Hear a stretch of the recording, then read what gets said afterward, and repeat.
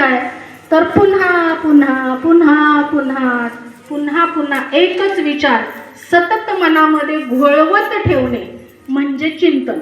आता तो विचार बरा आहे का बुरा आहे, कल्याणाचा आहे का अकल्याणाचा आहे, हिताचा आहे का अहिताचा आहे, हे कोणी ठरवायचं? देवाने नव्हे, हे आपण ठरवायचं.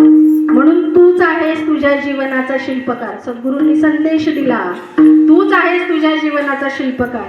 तुझ्या जीवनाचं नंदनवन करायचं का संपूर्ण वाळवंट करायचं हे कुणाच्या हातात आहे? मामा मामी काका काकी दुश्मन जे काय तुम्ही बनवलेत आता त्यांच्या हातात नाही. हे फक्त केवळ तुमच्या हातात आहे. मनाचं शास्त्र, विचारांचं शास्त्र समजून घ्या. संतांना काय सांगायचंय त्यासाठी कीर्तन आहे, त्यासाठी प्रवचन आहे, त्यासाठी अखंड हरिनाम सप्ताह आहे. 7 दिवसच का सप्ताह? 7व्या दिवशी 8वा दिवस कुठला वार येतो का? रविवार नंतर लगेच सोमवार सुरू होतो. कुठला आणखी ॲडव्हान्स वारच नाहीये. म्हणून सप्ताह. 7 दिवस तुम्ही सकाळी उठल्यापासून रात्री झोपेपर्यंत विविध अंगाने काय करता? भगवंताचं नामस्मरणच करताय, त्याचं गुणच गाताय. आता तुमचं कोणी कौतुक केलं तुम्हाला आवडेल का वाईट वाटेल? सांगा मला. तुमचं कोणी कौतुक केलं कुठल्याही गुणाचं तुम्हाला आवडेल का वाईट वाटेल? आवडेलच ना. मग देव पण तसाच आहे, देवाचं पण तेच आहे. त्याला तुमच्याकडून काहीच नकोय. त्याला पान फुल फळ नैवेद्य काही नकोय. थोर प्रेमाचा भुकेला हाची दुष्काळ दयाला. अनंत कोटी ब्रह्मांड निर्माण करण्याचं सामर्थ्य ज्या भगवंतामध्ये आहे त्या भगवंताच्या दरबारामध्ये एकाच गोष्टीची कमी आहे, ती म्हणजे प्रेमाची. आवडीने भावे हरी नाम घेशी, तुझी चिंता त्याशी सर्व आहे.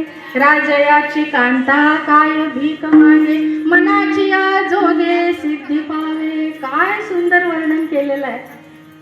काय म्हणून तुकोबाराय पहिल्या चरणामध्ये सांगतात, काय नोहे केले एका चिंतिता विठ्ठले. पुढे जाऊन ते काय आणि उपदेश करतायत? सकल साधनांचे सार भव सिंधू तरी पार.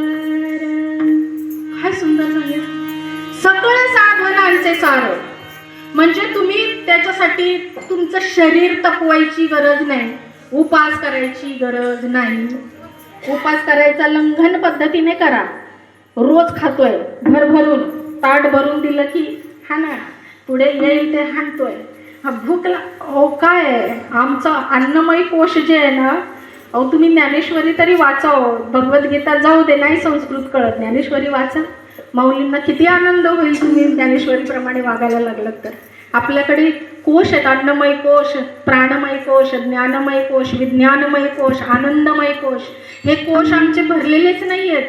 आमची वासना तृप्तच झालेली नाही आहे. ह्या सगळ्या वासनेचा खड्डा जर कोण भरून काढत असेल तर केवळ आणि केवळ भगवंताचं नाम आहे.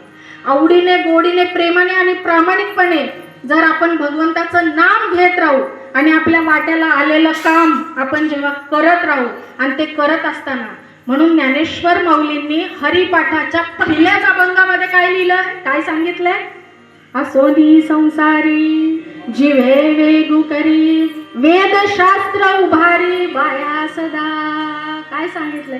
वेदशास्त्राचा जो अभ्यास होऊन जो आशीर्वाद मिळेल देवदेवतांचा, तो आशीर्वाद प्राप्त होईल तुला कशाने? सोडोनी संसारी.